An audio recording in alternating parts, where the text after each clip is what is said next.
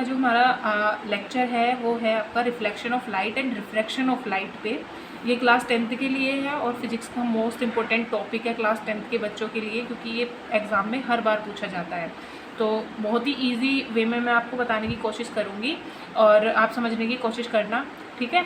सबसे पहले देखो हमारा क्या है, आपका प्रकाश का परावर्तन। तो क्वेश्चन आता है कि प्रकाश के परावर्तन से आप क्या समझते हैं, ठीक है। तो आपको देखो कैसे लिखना है। जब भी आप समझो, यहाँ पे आपके पास एक समतल पृष्ठ है, समतल मतलब प्लेन मिरर है आपके पास एक, ठीक है। समतल पृष्ठ पे प्रकाश की किरण कोई आई और आकर टकराकर निकल गई, ठीक है। आई और टकराकर निकल गई यहाँ से, तो प्रकाश की वह घटना जिसमें प्रकाश किसी चिकने पृष्ठ पर टकराकर वापस उसी माध्यम में लौट जाता है, तो उस घटना को हम प्रकाश का परावर्तन कहते हैं, ठीक है। अब देखो जौन सी किरण आपने डाली है, आई है, मतलब ये आई है ना, तो इसका नाम हो जाएगा आपतित किरण, ठीक है। और जौन सी टकराकर वापस लौट जाती है उसको बोलते हैं हम परावर्तित किरण, ठीक है। और ये वाला जो होता है इसको बोलते हैं हम अभिलंब, ठीक है। ये वाली जो लाइन है आपकी, इसको हम नाम दे देते हैं NO, इसको बोलते हैं हम अभिलंब, ठीक है।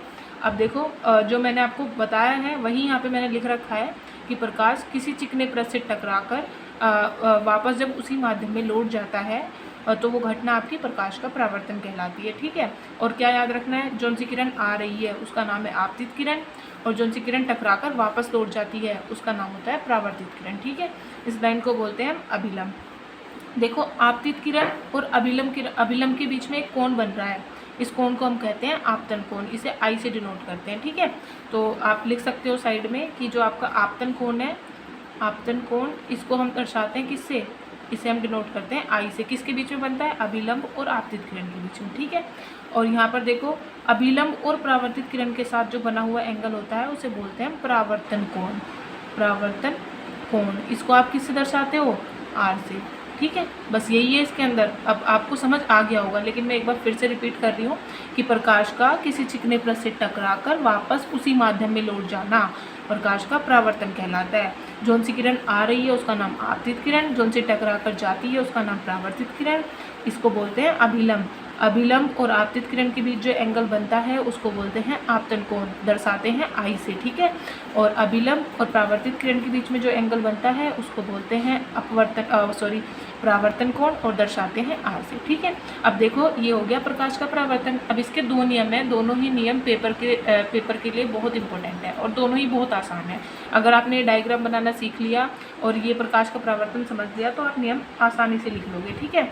यहाँ पर देखो क्या है, पहला नियम क्या कहता है, ये वाली कौन सी किरण है, आपतित किरण, ये क्या है, अभिलंब, और ये क्या है, परावर्तित किरण। ये तीनों एक ही तल पे स्थित है ना, तो यही आपका पहला नियम है। देखो प्रकाश के परावर्तन के दो नियम है। पहला नियम है आपतित किरण, परावर्तित किरण और अभिलंब तीनों एक ही तल में होते हैं, ठीक है। बस ये हो जाएगा आपका पहला वाला नियम।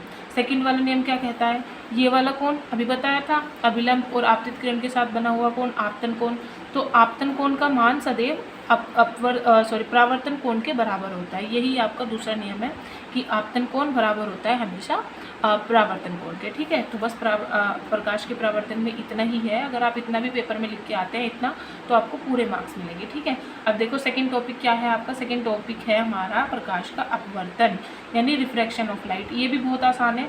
देखो इसमें दो माध्यम होते हैं, वहाँ पे तो एक ही माध्यम था, यहाँ पर दो माध्यम है। पहले वाले माध्यम का नाम हमने माध्यम 1 रख लिया है, दूसरा वाला है माध्यम 2। वही है, जब प्रकाश एक माध्यम से दूसरे माध्यम में जाएगा तो उसकी चाल और दिशा बदल जाएगी, ठीक है। तो प्रकाश की वह घटना जब प्रकाश एक माध्यम से दूसरे माध्यम में जाता है तो उसकी चाल व दिशा बदल जाती है, यही घटना आपकी प्रकाश का अपवर्तन कहलाती है, ठीक है। तो यहाँ पे मैंने लिख रखा है, इसके अनुसार जब प्रकाश एक माध्यम से दूसरे माध्यम में जाता है तो उसकी चाल और दिशा बदल जाती है, और यही घटना क्या कहलाती है, प्रकाश का अपवर्तन कहलाती है। वैसे ही बनाएंगे, जो सी किरण आ रही है आपतित हो जाएगी। अब देखो परावर्तित तो हुई नहीं है, यहाँ से दूसरे माध्यम में चली गई है और चाल और दिशा बदली है, तो आपकी बार नाम हो जाएगा अपवर्तित किरण, ठीक है। वैसे ही रखेंगे, ये हो गया आपतित किरण के साथ बना हुआ कोण आपतन कोण, I से डिनोट करेंगे। अपवर्तित किरण के साथ बना हुआ कोण अपवर्तन कोण होगा आपकी बार। पहले परावर्तन था, याद रखना है यहाँ पे अपवर्तन कोण है जिसको आप R से डिनोट करते हैं, ठीक है। अब देखते हैं आगे का। एक सेकेंड, आपका सेकेंड पेज में देख लेती हूँ। सेकेंड पेज में अब आपका सेकेंड पेज है, ये रहा, ठीक है। तो बता दिया था वही कि वही घटना प्रकाश का अपवर्तन है। अब प्रकाश के अपवर्तन के भी आपके दो नियम है। अब देखो वही है आपतित किरण, अपवर्तित किरण और आपतन बिंदु, तीनों एक ही तल पर होते हैं। ठीक है, वहाँ पर अभिलंब था, यहाँ पर आपतन बिंदु है, अभिलंब नहीं है, तीनों एक ही तल पर होते हैं।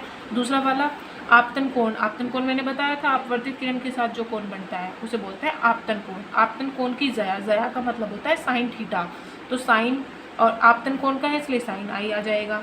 तथा अपवर्तन कोण की जया, अपवर्तन कोण कौन सा था, आर था, जया है तो साइन आर हो जाएगा।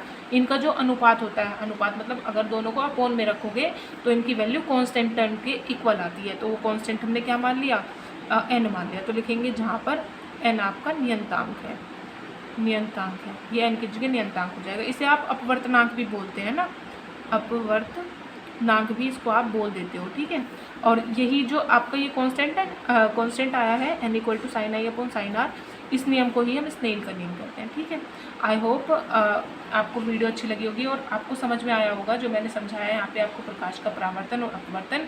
अगर इससे रिलेटेड आपको कोई भी डाउट हो तो आप कमेंट सेक्शन में कमेंट कर देना, अगर नोट्स वगैरह भी चाहिए तो आप बता देना, टेलीग्राम पे डाल देंगे। ओके, और थैंक्स फॉर वॉचिंग। अगर वीडियो अच्छी लगी हो तो अपने दोस्तों के साथ शेयर करें और अच्छे से पढ़ें और एग्ज़ाम की अच्छे से तैयारी करें। ठीक है, बाय बाय।